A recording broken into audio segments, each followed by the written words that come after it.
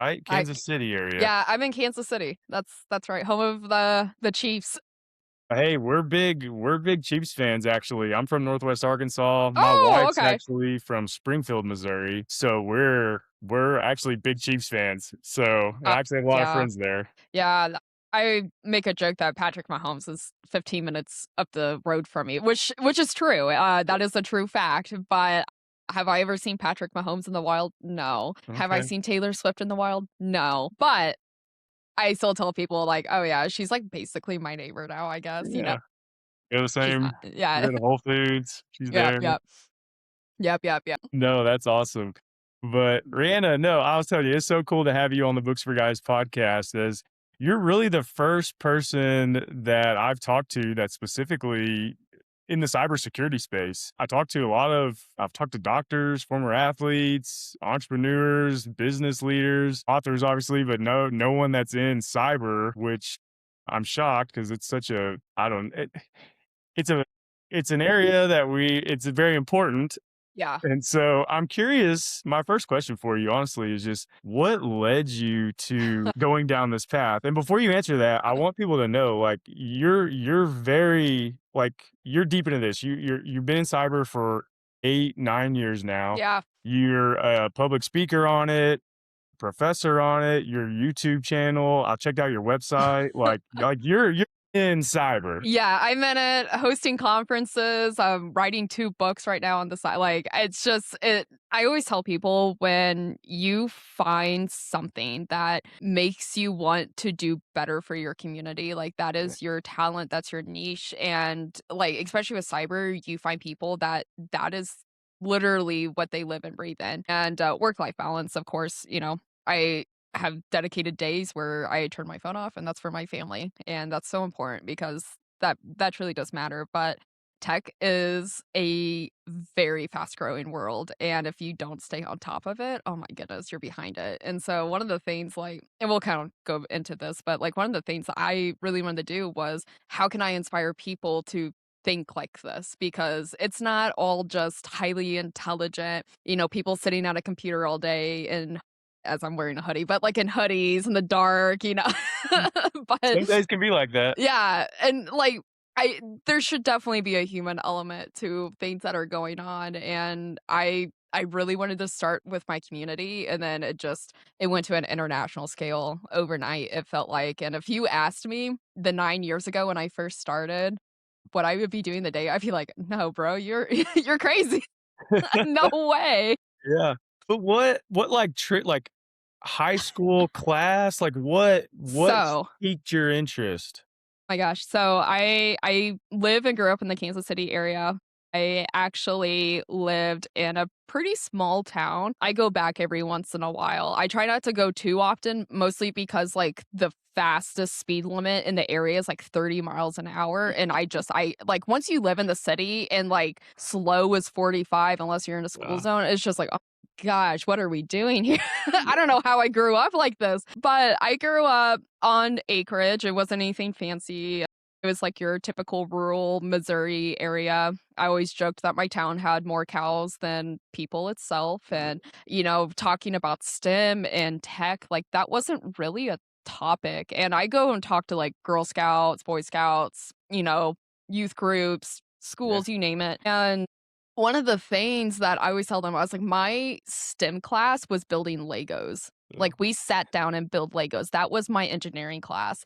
And computer classes, we had to do a words per minute class. And to kind of like date myself a little bit, a graduation year was 2015. And so I remember my mom, and it's crazy to think how our world is and, like, even growing up and how things have changed what felt like yesterday to me, and I remember my mom telling me, she's like, "You need to, like, learn how to use a computer. You need to learn how to type because as a woman, you can always have secretary skills." And, like, there is some truth to that, and I was like, "Whatever, I don't need that. I'll go back playing my 1999 Roller Coaster Tycoon Yeah. game, sure, put me on the computer." And I didn't know what I wanted to do when I was gonna grow up, like, I was in FFA, Future Farmers of America. Yeah. I actually judged chickens at our state fair. and I was really good at it. I love chickens. I wish I can have one, but my HOA is very anti-chickens. It's frowned Yeah. upon.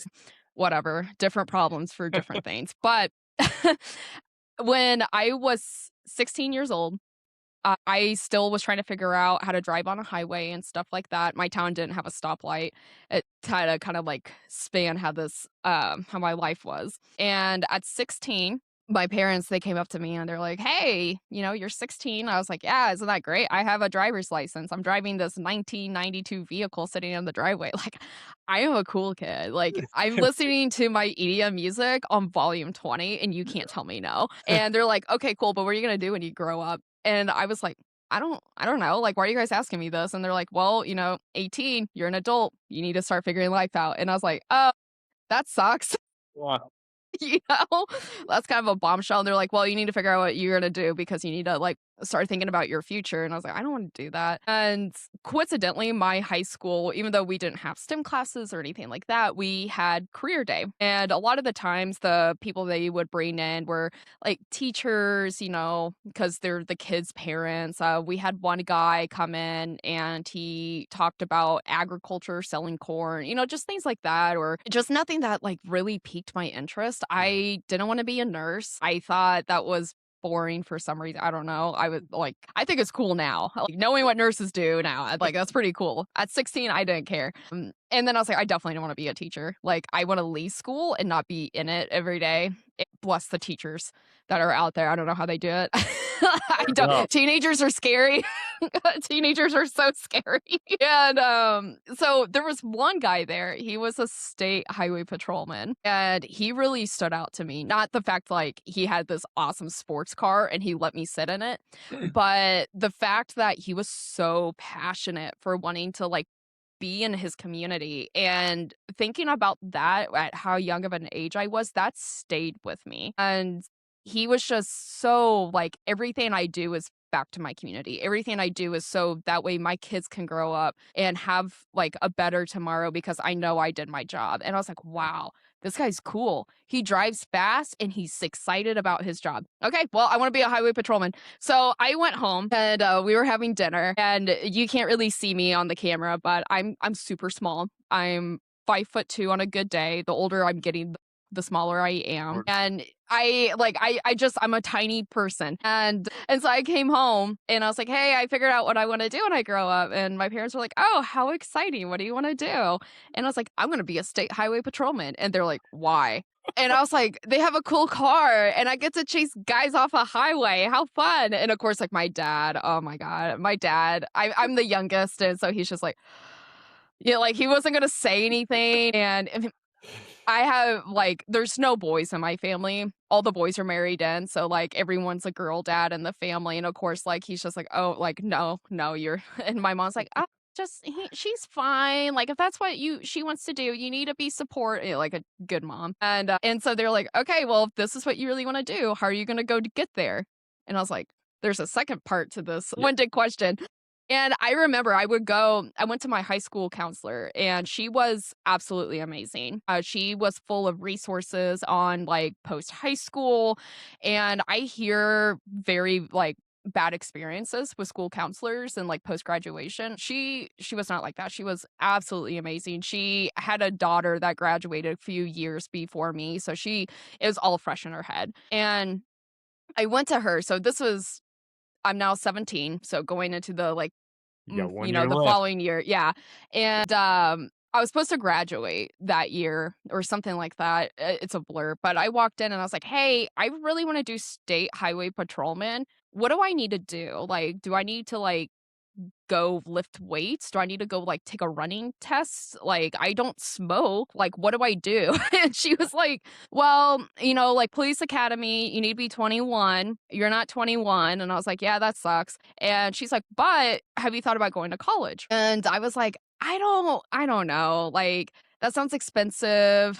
Like, I don't really know what college is. I don't know if it's for me." And she's like, "Well, why don't you like here's some pamphlets, it's really good. You can literally do like you have a degree that will go with you the rest of your life." And I was like, "Okay." And she goes, "Plus you can earn higher education, and by the time you theoretically graduate, you can be old enough to roll into the academy, or, maybe you'll find interest. And I was like, okay. So I went home, looked at these pamphlets, and so I was like, okay, why not? I got nothing else going on. I don't want to work at McDonald's after high school because that was the only like food chain where we were. And so again, I went to my parents. I'm like, hey, you guys asked me how I'm going to get there. I'm going to go to college. And they're like, how are you going to pay for it? And I was like, why are you guys like asking these hard questions, you know? And I went back Told to me my to pick something. right. Yeah, pick something. Okay, now you need to go like do your own thing. And I see what they're doing. They're making me grow up, and it was absolutely terrifying and terrible. But it allowed me to like find my way at a young age, and there's a lot of pros and cons to that. I'm not saying my exact story is gonna be copy and paste and have the same results for someone else. We all have different journeys for a reason. And so I went back to my counselor, and I found a college. It's called the University of Central Missouri, and it's where I teach part-time now. I love the staff there, love the program. It's a great program for many reasons, not just my personal bias, but just a lot of good reasons there. And I went back and I was like, okay, well, University of Central Missouri, UCM, they have a really good criminal justice program, and it's still like that to this day. And I was like, I think I'm going to go there. It's 45 minutes away from my parents. It's an inconvenience for them to visit me, but it's close enough in case like I need to do laundry on the weekends type of thing. And my counselor's like, oh, hey, letting you know, you have enough credits to graduate if you want to. And I was like, oh, that's cool. Yeah, why not? Let's go do it. She goes, you need to go take the ACT. And I was like, what's an ACT? And she's like, oh, it's like the blah, blah, blah. ACT, in my opinion, is one of the top most dumbest things I have ever taken in my life. I didn't study for it. And at that time, they allowed like students to have like one free pass or whatever. And there was, I don't know, it was some promo. I remember not paying for it. Maybe someone did. Maybe my parents did and they didn't tell me. I don't know. I went to the first ACT that was available. So it was like that Saturday. So I showed up, I took the exam. I got a 17, which is super low if anyone knows what that is. I got a 17, and that was the bare minimum to get to UCM. And I said, good enough. And I got on a scholarship because apparently that's a scholarship level thing. And I went back to my counselor. I was like, hey, I got enrolled in college. And she goes, oh, okay, that's exciting. Okay, yep, ACT looks good. Creds look good. In the state of Missouri at that time, 17, you're considered a legal adult.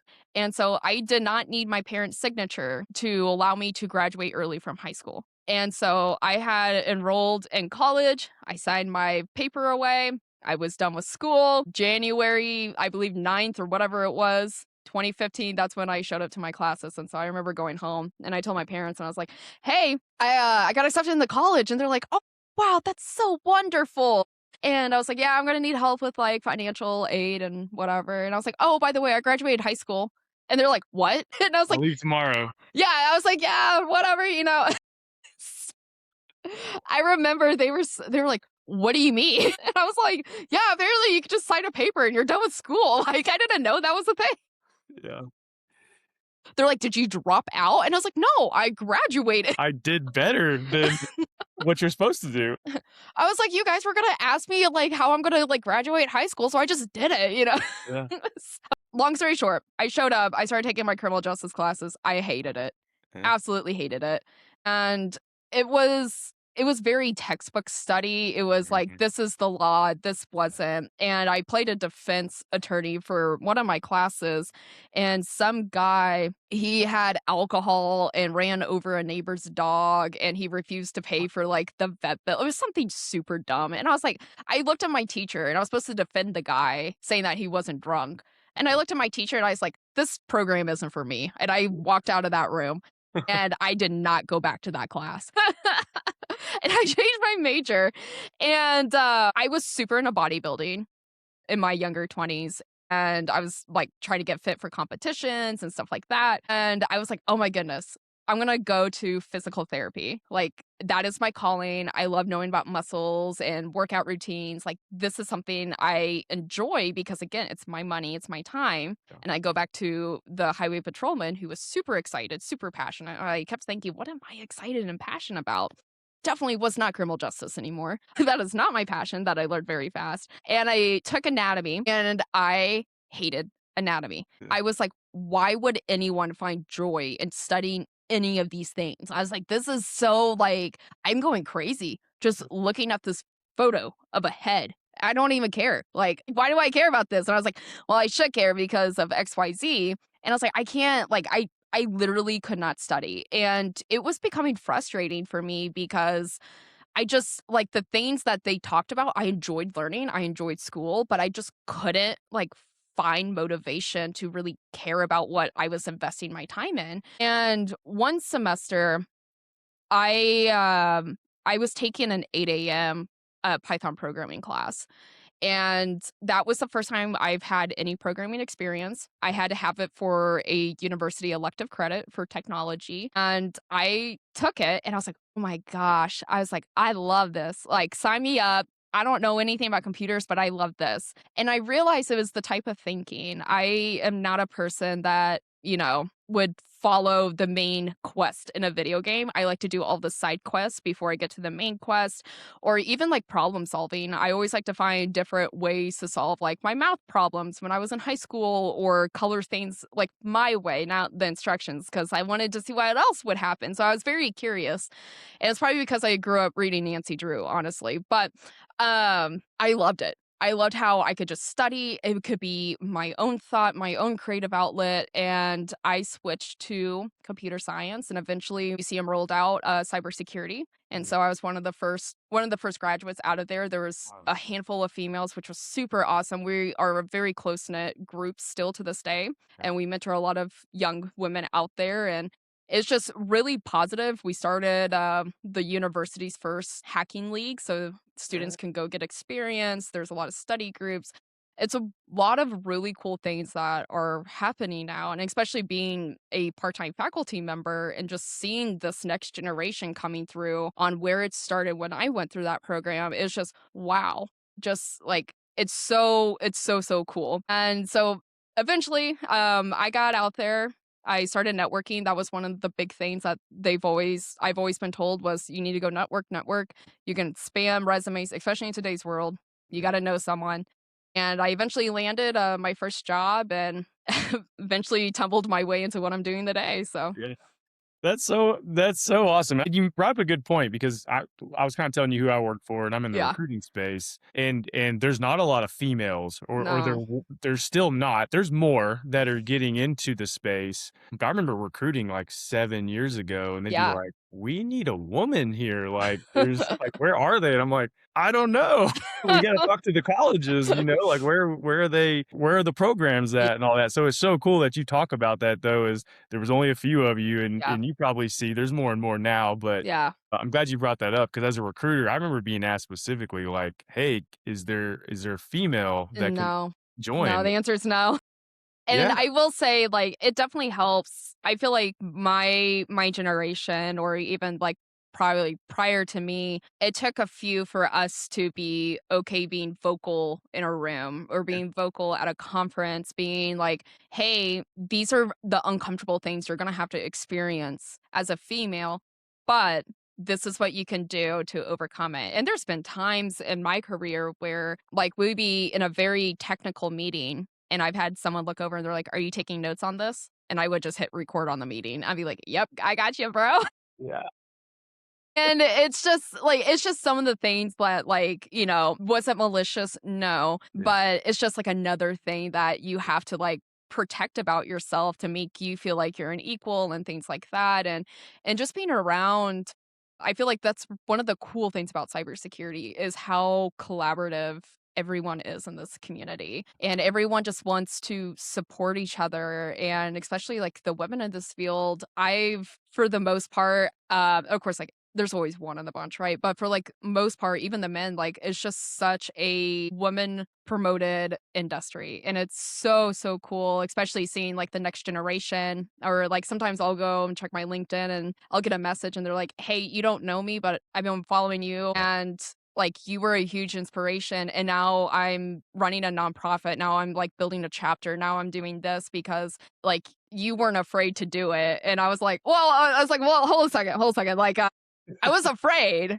but I was okay promoting me being afraid and me failing to normalize like it's okay. Like things don't come naturally. You gotta normalize, the struggles and everything else. So it's really, really cool to see things going the way they are. Yeah. One of my questions for you is, so there's been obviously a ton of change in cyber from when you Yeah. first started till now. I mean, there's so much that, and then now with AI, like I Oh don't gosh. understand, like I can't conceptually understand like the threats that like we're probably dealing with right now as we speak. And like I have no idea.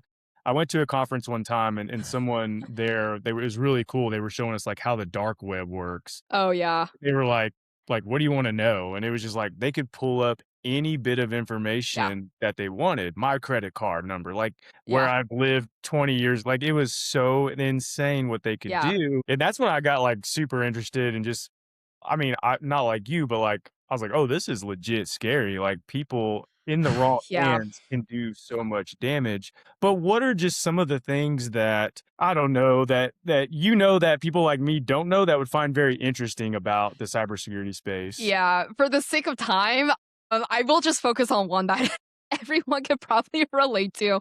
Yeah. And that's kids and family accounts. Yeah. Holy cow. One of my big pushes for 2026 is trying to change the laws in Missouri for children privacy. And it has been a thing for a while. I will say you can look at the dates and probably fact check me, but there hasn't been major changes to our federal laws for children privacy acts. And at the same time, how we in the United States define what a child is or by age, Mhm. by whatever. In Europe or other countries, a child can be represented as something different. And so, for example, like TikTok, YouTube, their quote unquote child settings, there's no age verification. Like, how do you verify that this child is 13 or 18 or 25? And so it's Just a just question that you can fake. right. And so, don't get me wrong, like a lot of, in my opinion, very known platforms out there, they're doing other types of verifications and like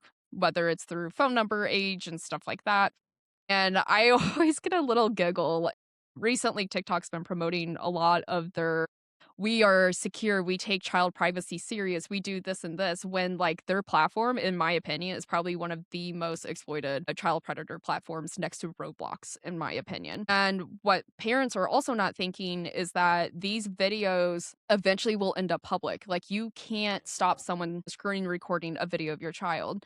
And then what's even more sick is that these predators, they are predators. They'll upload these videos to like AI and make it into something that is highly inappropriate. And there's a lot of the newer versions of AI, they do have guardrails for explicit content now and or even like emotional codependency. And so people were using it as a therapist, receiving bad advice, et cetera, et cetera. But there's still quote unquote black market AI bots, even on the dark web, that are just sick for these predators to use. And so I tell parents, I'm like, these things are out there. Like this will never go away. Your child is growing up and they are literally being content cows, essentially. And here in the United States, some of the states, they are cracking down even with like advertisements and stuff like that. California is a good example. New York is also pressing it. Texas is getting there.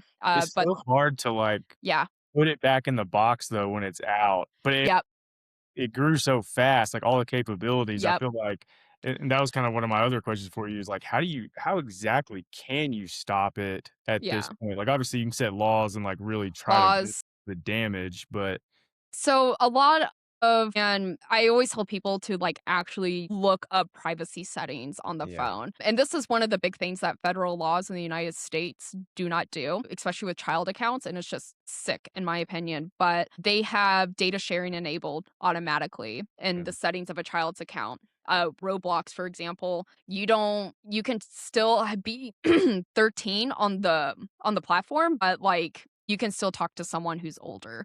And that's Mhm. because that person might have verified as 13 as well. And Okay. so a lot of oh my gosh, I do a true crime like cybersecurity podcast on my platform. And I came across this one group and they literally would find children data, like advertisements counter to kids, and then they would use that as a way to communicate with children online because you see all these child accounts going to like these specific ads or playing these specific games because when you're 13, you click on an added download, it's going to promote more for kids that age range or even location. And that's because, again, all of this is enabled in the settings by default. And so these predators would look for these popular types of games, Roblox being one, and they would almost groom and have a child go from these platforms to private channels like on Discord or Telegram or WhatsApp. And parents don't, in my opinion, don't understand the severity once a child is moved off of these platforms into these private groups. And it's just a sick game. There's one group out there that they use basically their hunting as a point system. And so it's like their own online cult. And the FBI in 2025 really started cracking down on this stuff.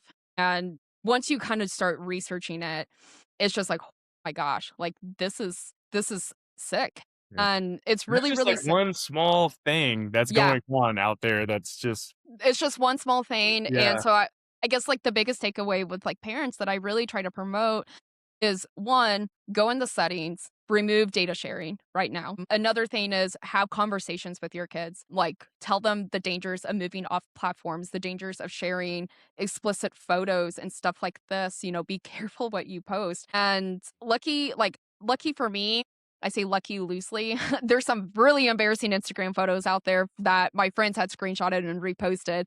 But like I was very okay not posting at a young age. And so in today's era, it's a little bit harder because instant gratification, communications this way, being engaged in family. And one, I would say, nail in the coffin for me. And you see a lot of stuff in the cyber field, not just, children things or whatever. But when it starts impacting you personally, that's when I really started pressing to have a petition. And it's up to 150 signatures. So at least update Missouri's laws, and hopefully the rest of like the surrounding Midwest states can be updated, but one small change at a time. And my niece, she at the time was like 6 or 7, and she had downloaded an app because she loves cats. She Yeah. loves cats. That is such an innocent thing. And on the app, you would be able to what looked like FaceTime a cat. And my sister had called me. She's like, "Hey, this got flagged on the parental controls. It's just kind of weird." And I was like, "Okay, just, send it over to me."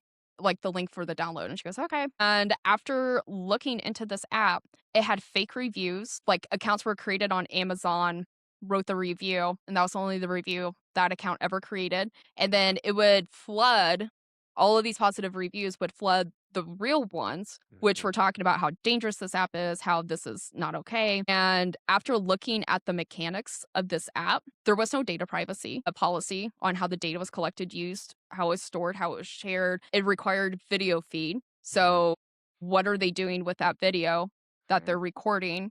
And where are they storing it? And who else has access to it? Like, none of this was out. And this is a huge Very fine already, it's very and it was just so sick. So what would happen with the app at the face level, a child would download it and they would talk, they would pick a cat, and it might be a cat dressed like a fairy or a cat dressed like a witch, and just all of these like kitschy cartoon characters, and they would look like they're FaceTiming a cat the entire time. And the Mhm. more that they talk to the cat, the different cats they unlock. And the more they talk to those cats, other cats get unlocked. So it's just kind of like investing time in this. After looking at the website, after looking at the contact information for this app, because Amazon requires it, Right. it was hosted in a residential area located in California. And I reported it, and I had my sister report it. And I was like, it's not okay. And of course, like my niece, she was, she thought she did something wrong.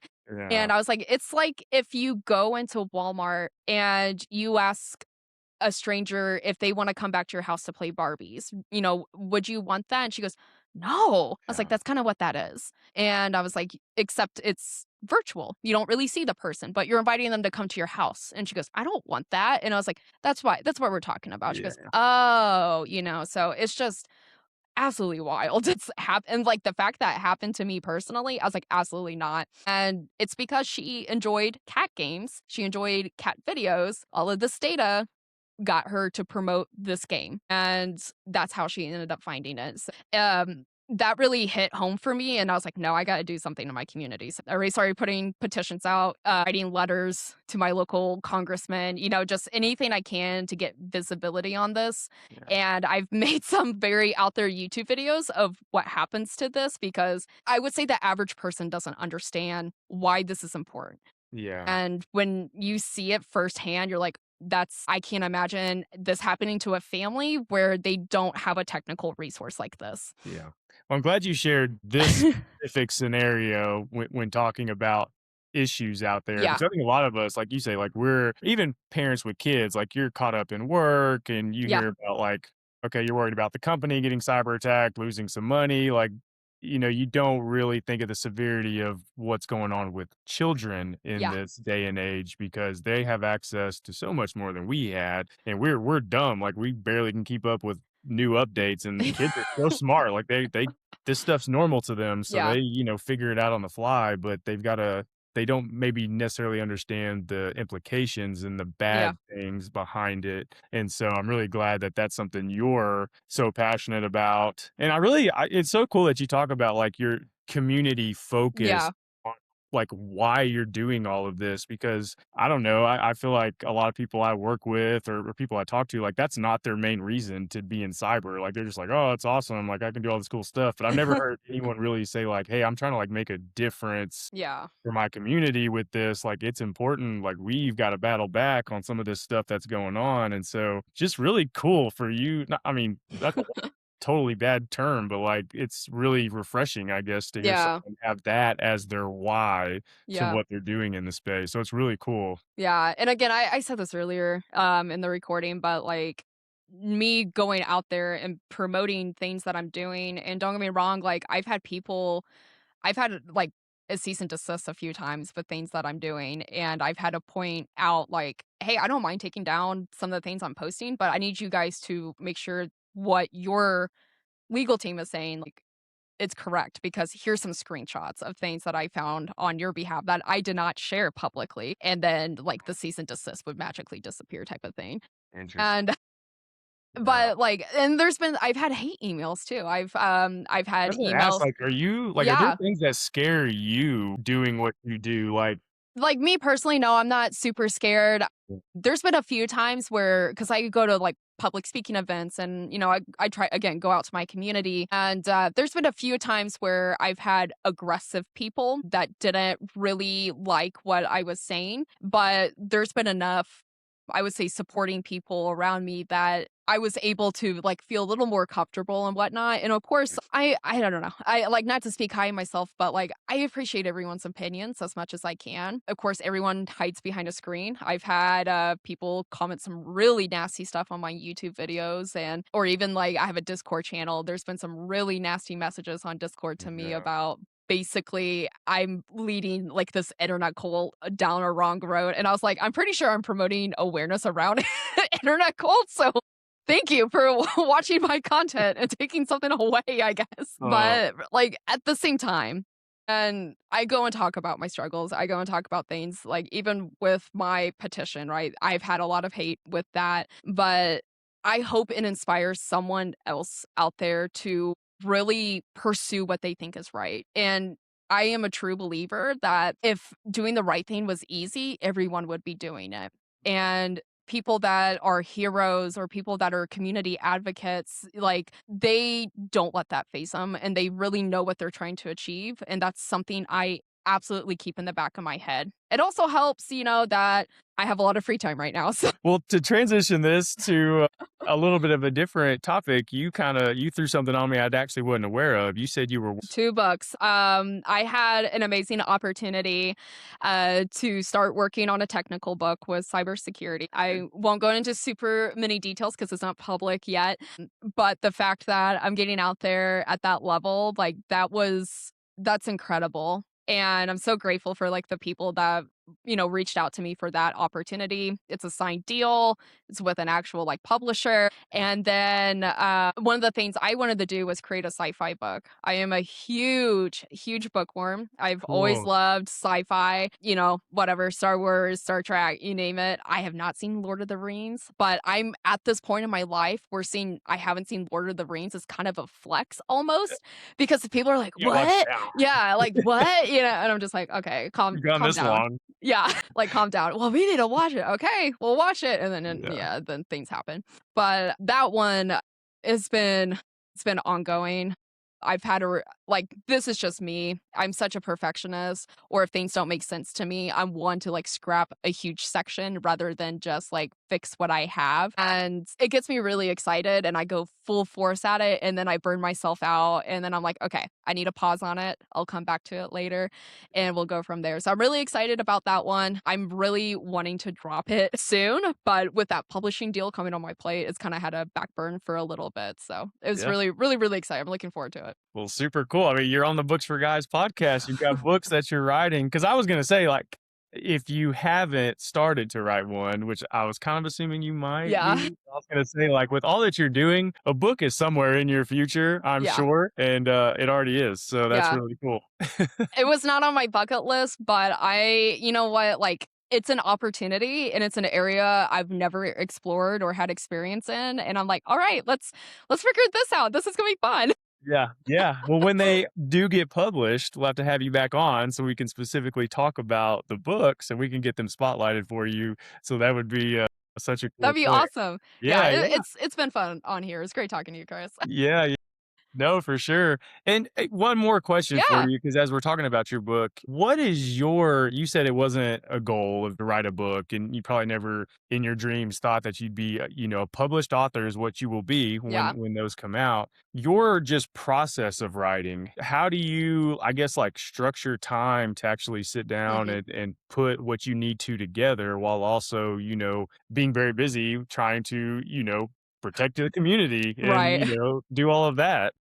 Yeah, so even and I get this question a lot, and it's just like, like, how do you manage your podcast, your YouTube channel, your LinkedIn, you're having an online conference, you have a family, you have a full-time job, you're part-time faculty, and now you're right. Like, I'm Yeah. confused where the hours go in this. And I have 2 rules. One of them is my family priorities come first, and there's been times where I've told people I can't do this right now. Like, I need me time, whatever. And especially with like content creating, you have to be consistent for the algorithm to keep promoting your content. That's just algorithm math 101. And so every Tuesday and Thursday I have off. Tuesday is for my husband.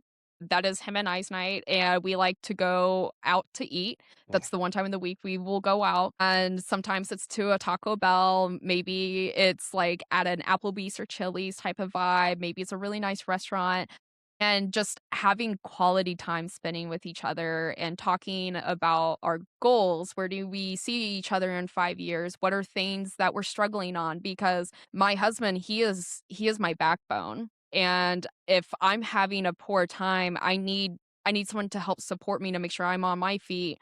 And then same goes for him. If he's having a low moment, what can I do to help him out? And like for example, this last week, he was telling me how he was stressed. And it sounds so silly talking about. He was talking about how he was so stressed because he couldn't figure out when to do the dishes this week because work is calling him late. And like to me, I'm just like, it's just dishes. But I he likes support him. I have those stresses, same yeah. stresses. And he's all like, I like, it's stressing me out. And I was like, you know what, honey, when we get home, I'll do the dishes for you. Like, you just have to talk. And that's such a big thing. Like, communication is such a big thing. Mm. And so we'll go home. Maybe we'll play Mario Kart. Maybe we'll play like Uno or a board game. And that's our night together. And Thursday, that's for friends and family. Like, maybe I'm going to get dinner with my nieces this night. Maybe I'm going to go see my dad. Maybe I'm going to go see a friend and just having a social life, because if you just work, work, work and Yeah. do all of these side things, like you're gonna burn yourself out. And what used to be passionate and exciting to you, it's more of a burden. And I learned very hard. I had a mentor, he's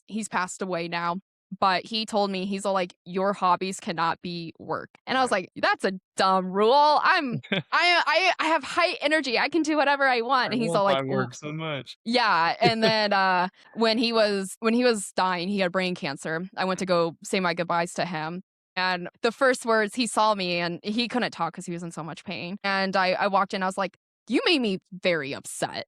And he was just like, and I was all like, "I don't like saying this, but you were right." And, like, he chuckled and stuff, so Probably got a smile. yeah, Yeah. yeah. So it was a good wholesome moment and whatnot. And what I typically do, like schedule wise, Sunday or Saturday, I like to have one day of my weekend where I don't do anything at Yeah. all. At all. Like I need R&R. I need to relax and recover, especially working a very busy day job. Like that drains you. It just does. And there's been times where, like, maybe I've been called at, like, 4 in the morning, and I just need, like, a Saturday watching The Office and eating a sleeve of Oreos in my bed, and I need to be okay doing that type of thing. And, with, like, my book and everything else, I try to write at least 3 to 4 hours in a week. After work, I will leave, and I will go to a Panera and I Yeah. will sit down, I will have dinner by myself, and I will use an hour to write my book. And I have a playlist on my phone from the moment I start writing. When that playlist is done, that's when I know that like that long of time is done. And so Beethoven and I were best friends right now. We just grind through the day. And then with my content, it depends how organized you want to be with it. There's been times where I've scheduled things a month in advance, which is super nice. But then it's just like you kind of forget what you've been posting, and especially if you don't have a PR team directly, like it just gets difficult. And so I try to, again, not put a lot of pressure on me, but I try to post like 2 videos at least twice a month. Yeah. And then I try to like put in a bunch of like remix shorts in between then and there. And then same thing with like LinkedIn and X. You just kind of have to figure out what makes sense for you. I like X because I can make a really salty, sassy tweet at 5 Yeah. in the morning and there's my post for the day. Like when I go on a LinkedIn and stuff, like I learned like 3 or 4 times a week if you post like maybe a blog or you comment on someone's post or you share insight to something, like it helps generate Yeah. traffic and insights and stuff like that. So it's just really a balance of what your goal is and then what you're wanting to achieve out of it. But end of the day, I have to have my family time. I have to have time with my husband. I have to know what's going on because if I can't support my house, my foundation, my backbone, everything else will just crumble around with it. Yeah. No, I'm glad you shared that. And yeah, on the content stuff, it's I used to be like so and so makes content so easy, and then I started a podcast, and we're gonna be close to 100 episodes, and I'm sitting here thinking though, I'm like, how much work it takes to get posts Yeah. out there and to edit and all these Yep. conversations, and you want to do right by everyone you meet and Yep. do. And so I have like a whole appreciation for people that are posting and doing Oh, things now. yeah. I'm like, it is legit work. It is. It is. And then because But it's it's legit, and you're like, "Oh, the thought of this is really great," and then you start doing it, you're like, "I'm doing this," and you're like, yeah, "Oh my gosh." yeah. It gets a little easier over time, Yeah, but it's still nonetheless, like, I'm the same way. I try to sometimes I sit on a weekend, schedule out the week, for yeah, posts to try to get ahead, yeah. but then the next week comes so fast, and you're like, "Oh gosh, You're like, "Oh, that time was so nice." yeah. I gotta catch up again. No, Rihanna, this has been such an amazing conversation. Thank you so much for coming on here. Because again, you are doing like so many cool things, and appreciate you now being a part of the Books for Guys. In our mission, and we can't wait for your books to get released so we can talk about them and spotlight them for you as well. But no, keep putting up the good fight. Keep doing all the amazing things you're doing. You have so much. I mean, you're so young in your career, and you've already done so much. And so it's going to be super cool to see everything that you do moving forward. So we're rooting for you. Aw, thanks, Chris, and thanks for inviting me. I always enjoy, like, a friendly LinkedIn message, so I appreciate it. Yeah, absolutely. Well, thanks, Rihanna. Thank you.